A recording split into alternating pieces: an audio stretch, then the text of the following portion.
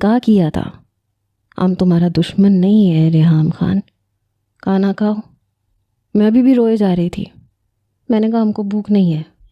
اس نے نوالا سالن میں لگایا، میرے منہ کے قریب کر دیا، کہنے لگا ہم دیکھتا ہے کیسا بھوک نہیں ہے، منہ کھولو، دیکھو ہم برا انسان نہیں ہے۔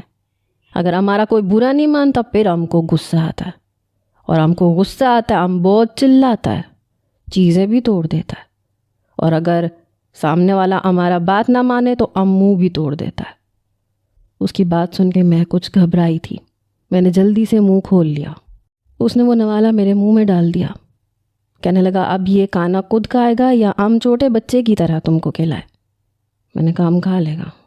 کہنے لگا شاباش۔ میں نے کھانا کھایا، سعد میری ہی گود میں لیٹ کے سو چکا تھا۔ اس نے دوبارہ سعد کو مجھ سے چھیننے کی کوشش نہیں کی، لیکن چند دن کے بعد حنان لالا کو بہت تیز بخار ہو گیا، اور اس پہ اس کی ضد یہ تھی کہ وہ دوا نہیں کھائے گا، ڈاکٹر کے پاس نہیں جائے گا۔ میں نے بہت سمجھایا، میں نے بہت کہا، لیکن وہ بہت ضدی انسان تھا، نہ جانا تھا نہ گیا، بس اپنے کمرے میں پڑا رہا۔ صبح جب میں اس کے کمرے میں آئی تاکہ اسے ناشتہ دے سکوں تو بری طرح سے کانپ رہا تھا۔ یہ دیکھ کے میں بھی گھبرا گئی۔ میں اس کے پاس گئی، ماتھے پہ ہاتھ رکھا تو بہت تیز بخار تھا۔ میں نے جلدی سے ملازمہ سے پانی اور رومال منگوایا، اس کے ماتھے پہ پٹیاں کرنے لگی تاکہ اس کے بخار کی شدت کچھ کم ہو جائے۔ کہنے لگا ہم کو سردی لگ رہا ہے، گل ہم کو کمبل دے دو۔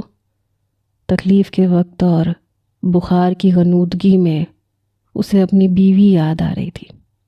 میں نے اسے کمبل دے دیا۔ جیسے ہی بخار کی شدت کچھ کم ہوئی تو شاید غنودگی میں ہی اس نے میری کلائی پکڑ لی۔